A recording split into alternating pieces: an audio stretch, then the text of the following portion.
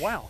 Glenn, we made it through the fray. We made it through, I don't know if you did, but I was surrounded by at least 1,000 people on the field. LSU knocks off Ole Miss in an absolute thriller, 29-26. My name is Bryce Koon. This is Glen West. Glenn, I'm going to start it with this. I didn't grow up here. Did not grow up coming to LSU games. My first LSU game was the first game I covered.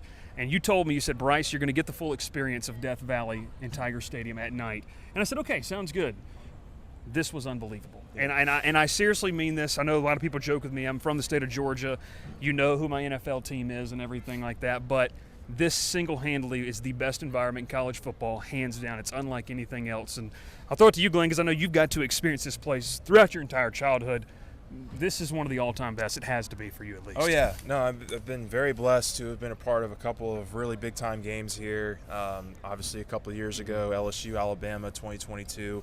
Not sure this game quite reached those heights, but, I mean, if we're talking about being in that same realm, you know it's a special afternoon or special evening when this team gets on the field at night and has to play a team like that. I mean, they just it was – not very pretty for, I would say, a lot of this game, especially offensively for LSU. I think, you can make the argument that 55, 56 minutes of regulation, you were like, I have no idea what this offense is going to do because they just have not shown very much consistency throughout this game. But, man, and one of the first things out of Brian Kelly's mouth, and we just finished up talking with him in the post-game presser, this was a growth game for Garrett Nussmeier. Hands down. And I think this is a game where – we look back in a year or two from now, if Nuss is still around or kind of whatever happens with his career here at LSU, this is a statement game for him in terms of finding ways that he can be effective when he's not at his best. Yes. And tonight, he was not at his best. I think most people that are going to be watching this are going to agree with that statement that for 55, 56 minutes of this game, he was just not very effective. And I think kind of coming in, we all thought that he would have to be a lot better than he ended up being tonight for them to have a chance to win. But the defense was just bananas. What do you say? I tweeted this out a couple different times, and I believe it's true. I have not seen a disruptive defense like that at LSU in maybe 2 or 3 years. Probably longer. No, probably longer. Honestly, probably before I even started covering the team. I mean, that performance right there was just absolutely incredible by this front seven.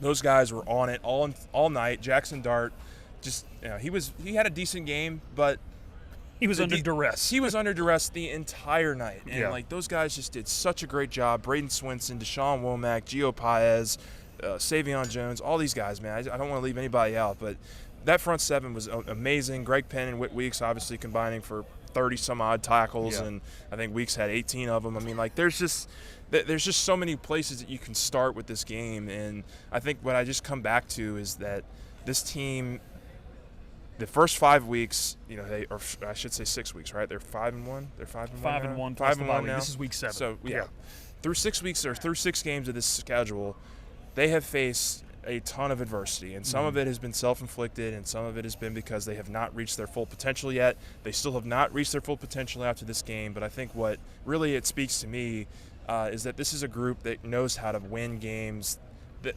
ugly. They know how to fight through games where they're not playing their best. They know how to battle, and I think that this is just the latest example of that. And to do it against a team like Ole Miss, it's a top 10 team that has probably their best roster that they've fielded under Lane Kiffin, and then on a night where you probably played a C game offensively, if we're being kind, but making the big plays late.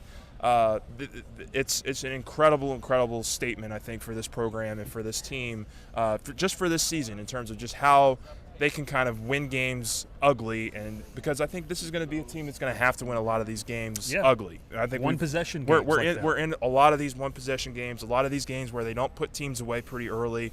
I don't think you're going to see a team that goes out there and puts any of these SEC teams away early. But the confidence and the experience that they've been through here over these first 6 weeks really allows you to think that this team can do that week in and week out in this conference.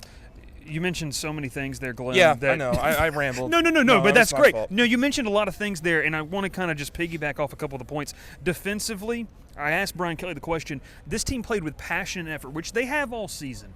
But it was the DYJ, the do your job, that I think was the difference. They stayed in their lanes. There weren't a ton of explosive plays, and the resiliency that you talked about, folks. That's not something that's just built in the pregame locker room. I mean, that's not something that's built the week of practice. That's built in January. It's built in February. It's built in a lot of different situations to where you face adversity, and you hit the nail on the head. When this group was at South Carolina, man, they were down multiple scores in a hostile environment, like facing what Ole Miss faced here, but you're down by multiple scores. That's a growth opportunity. And I think the biggest key, and Kelly kind of hinted at this is a game where this defense can see the yield when you put in the work and you pay attention and you pay close attention to details. This is the type of results. You can beat one of the top teams in the country. And look, this LSU group, they've got to turn right around. You and I were talking. You can't lose next week. Yeah. You head on the road to Arkansas. Arkansas is coming off a bye week. It's going to be an interesting football game altogether, but I really do think, like you mentioned, this is a statement opportunity. Nussmeier grew up, and I like what Brian Kelly said. It's a group that you're starting to see them get better as the season goes along. And that's what all great teams need to do. They need to grow as the season goes along. They need to be able to channel and understand, hey, this works, this doesn't work, to where you're sitting in week 7, week 8. And, I mean, Glenn, I told you, I said I don't want to get too ahead of myself, but if you win this football game, it changes, not moves the field goal, but it changes the perspective around this team and what you can accomplish here in 2024. Absolutely. And I think it speaks to Brian Kelly as a head coach. I know our friend that works for LSU, Harrison Valentine, tweeted out, and I'm sure fans have seen it by now, big game coach. There's a lot of stuff about Brian Kelly people have a problem with, but he wins the big game. Glenn, defensively, they played their butts off. Zy Alexander. I mean, everyone's going to pay attention to that last offensive drive in overtime. Zy Alexander, Ashton Stamps, this defensive line, the linebacking core, unbelievable. Yeah. Unbelievable. Played with passion, effort. You obviously love to see it. I want to kind of wrap this up because we've talked about so much here, but what can it do for this team going forward, and how much will they be tested and really their attention to detail? Because now you are no longer the hunter. You're going to be the hunted because you've got this marquee win.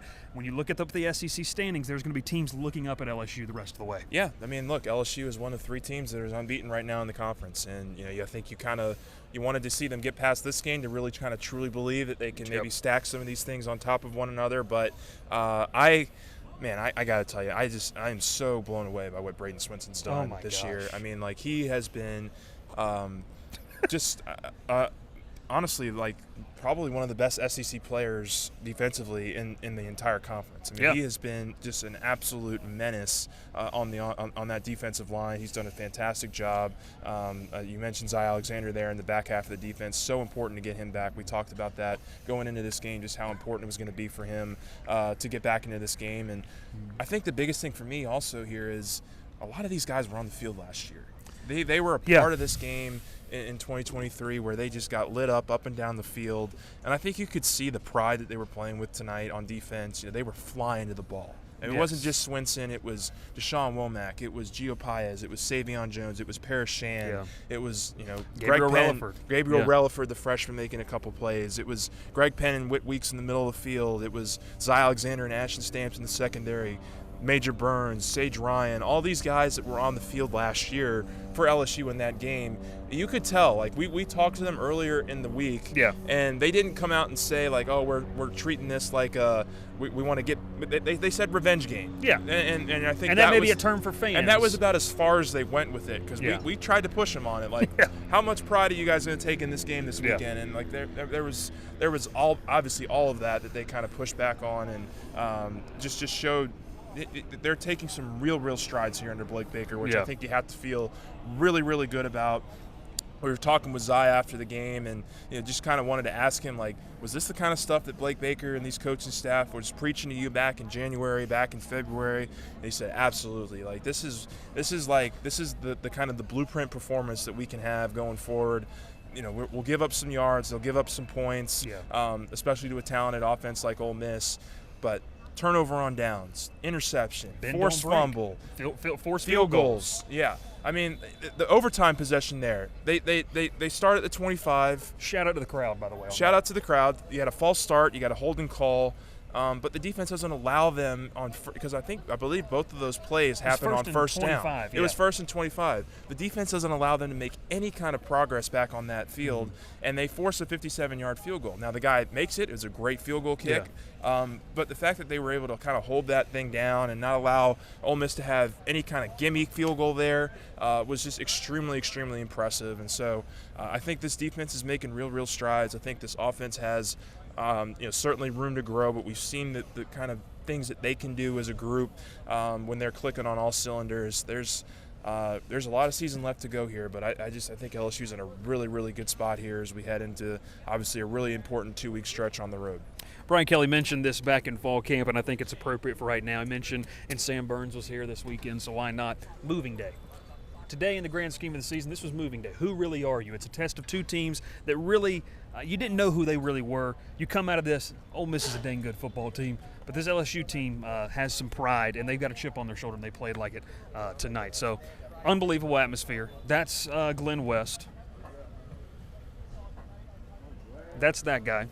That's Glen West. My name is Bryce Koon. We'll catch you next time here on the Go 24/7 podcast.